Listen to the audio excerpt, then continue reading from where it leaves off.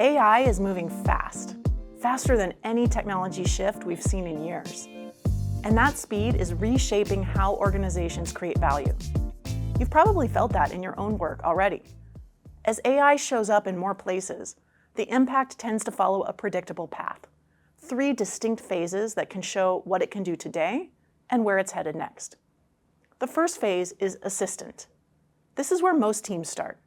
You use Copilot, ChatGPT, Gemini, whatever your tool of choice is, to handle the basics: summarizing emails, recapping meetings, drafting notes. In call centers, it summarizes conversations. It takes the friction out of the day. You can find real productivity here, and that matters. It frees up time.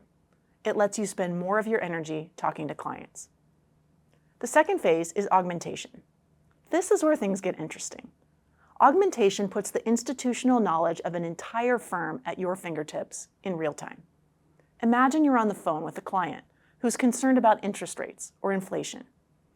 Instead of searching for the latest thinking, the system surfaces it instantly, including research from our economists, and offers ways to frame the conversation. You're still in the loop because only you understand your client's goals, their context, and their tolerance for risk. But now, you have the full weight of the enterprise behind you right when you need it. Augmentation is about unleashing data so everyone can use it, not just the people who know exactly who to call. Then comes the third phase, action. This is when AI begins to take tasks off your plate. It starts small. You ask it to request access to a website or send a follow-up email on your behalf. But agentic AI is advancing quickly. We've seen a real shift even in the last few months. There are already tools that can run complex workflows end-to-end with a high level of accuracy. And that's only going to accelerate because the models keep getting better. In fact, I tell my team all the time, we're using the worst version of these models we'll ever use. 6 months from now, we'll get a new one that completely reframes what's possible. Which is why your technology architecture and your data foundation matters so much. You need to be ready to plug in to whatever comes next. As you move through these 3 phases, you're not just adopting tools, you're moving across a plane of value creation. And that's where differentiation happens. So what does that look like for us at Vanguard? There are a few things we focus on. First, our understanding of the individual investor and how we think about investment management and advice. What matters to our clients? What do they need from us as we're enabling new services? With AI, you can optimize for anything. For us, we are optimizing for client outcomes.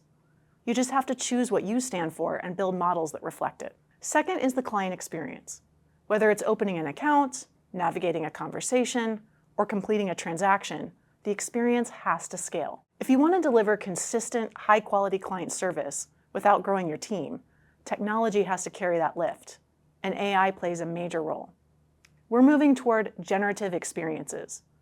Maybe you prefer pie charts and I prefer bar charts, and the interface adapts. Or maybe the screen starts blank and what you engage with rises to the surface.